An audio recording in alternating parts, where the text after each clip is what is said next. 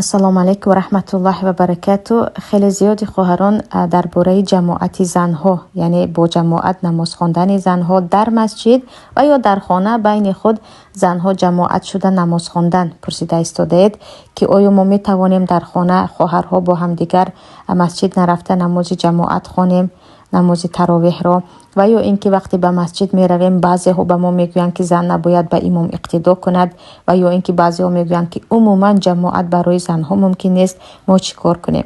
بیاید این مسئله را از دو نگاه کنیم. یکی از اینکه در مسجد رفته آیا زن نماز خوانده میتواند، دوم اینکه آیا می شود که زنها اگر به مسجد نروند در خانه جماعت کرده یک نفر از خودشان، یعنی یک زن امامتی کند و اینها نماز خوانند.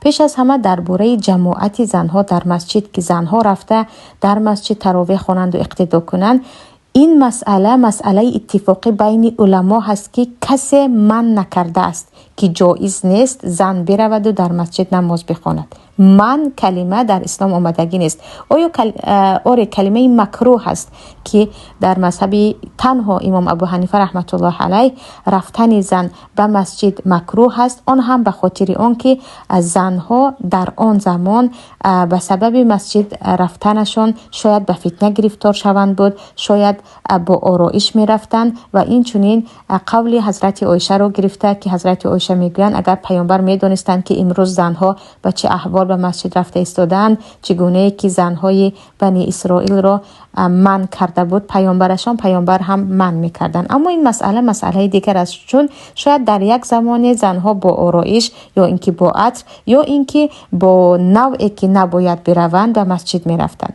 لیکن اگر به حدیث های پیامبر نگاه کنیم، پیامبر صلی الله علیه و سلم حدیث در صحیحین است، میگویند لا تمنعوا ایماء الله مساجد الله، شما هرگز زنها را که کنیزهای الله هستند، بنده های الله هستند، از مسجد باز ندارید.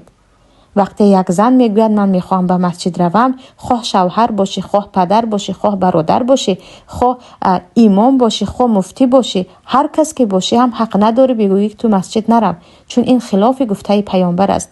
و حدیث در ابو داود است که پیامبر میگویند اگر یکی از شما رو، خواه شما شوهر باشید، خواه برادر، خواه پدر، هر کس که هم باشید، یک زن یا زنی که در سرپرستی شما هست، در زیر سرپرستی شما هست، پرسد که من مسجد می روم، هرگز او را من نکنید. اگرچه در خانهشان خوانند بهتر است، اما کلمه بهتر معنیش این نیست که به مسجد نروند. و چگونه که در صراحتا لفظ حدیث دیدید، پیامبر میگویند زنها را از مسجد رفتن باز ندارید.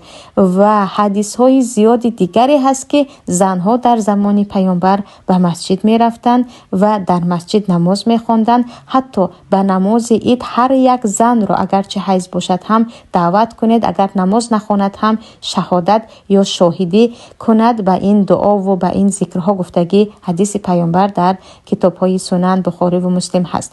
و اینجا مسئله دیگری که در ما هست، بعضی گمان میکنند به مسجد رفتن جایز است لیکن در آنجا اقتدا نمیکنند، در حالی که به مسجد که رفت البته اقتدا میکند و زنها اقتدا میکردند.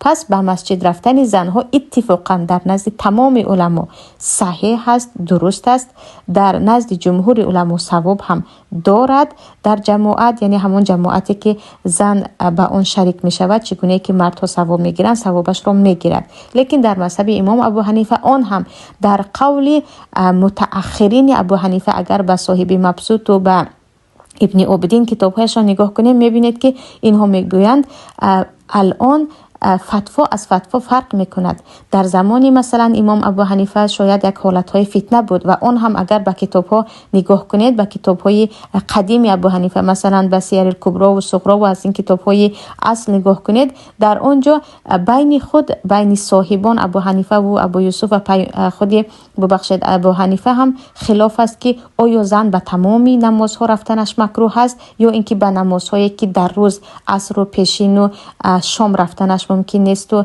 میتواند به بامداد و به نماز خفتن برود و این چنین بینشان اختلاف است که آیا تمام زنها به نماز رفتنشان مکروه است یا اینکه فقط جوانها که جوان دخترک اگر به مسجد رود شاید به فتنه و میخورد. ولی الان ببینید که در زمان امروز، در آن زمان ابو حنیفه که اینقدر مثل امروز از سوپرمارکت و از پارک و از دیگر جایهای تفریحی وجود نداشت و زنها مغازه به مغازه، مهمانی به مهمانی، از رستوران به رستوران نمیگشتند.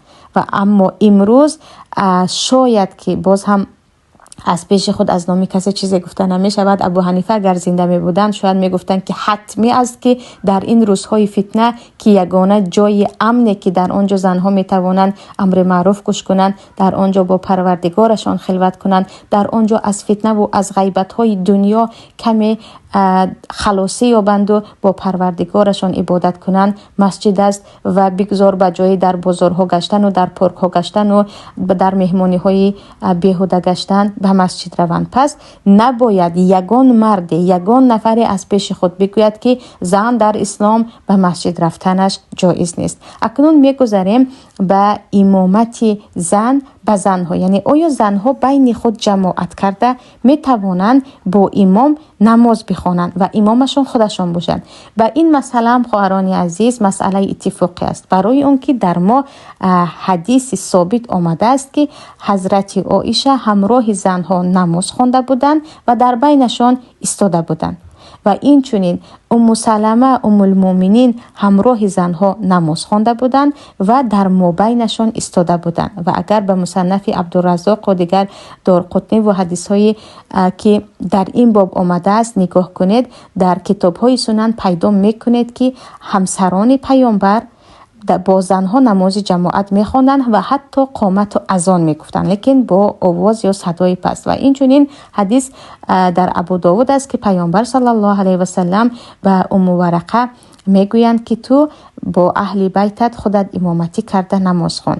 و زنها هم میتوانند اگر در خانه به مسجد علاج رفتن نباشد بین خود خواهرها هر کسی که هم باشند، 2 نفر باشند، هم 3 نفر باشند، هم چند نفر باشند، هم میتوانند نماز جماعت خوانند و همان اجر نماز جماعت رو بگیرند. اما خیلی متاسفم از نفرانی که از پیش خود خیلی یک تعصب مذهبی میکنند و برآمده میگویند نه به مسجد زن نرود، نه زن جماعت نخواند، نه زن اقتدا نکند. عزیزان مبادا به این آیت که و من ظلم ممن منع مساجد الله ان یذکر فیها اسمه داخل نشوید که الله میگوید کیست ظالمتر از آنهایی که مردم را از داخل شدن به مسجد، از رفتن به مسجدهای الله باز می‌دارند. آن هم مردمی که به مسجد به خاطر فتنه نه، به خاطر ذکر الله، به خاطر نماز و نیاز می روند. و ظالمتر از شما نفری هست که بگوید که نه زن حق ندارد به مسجد برود.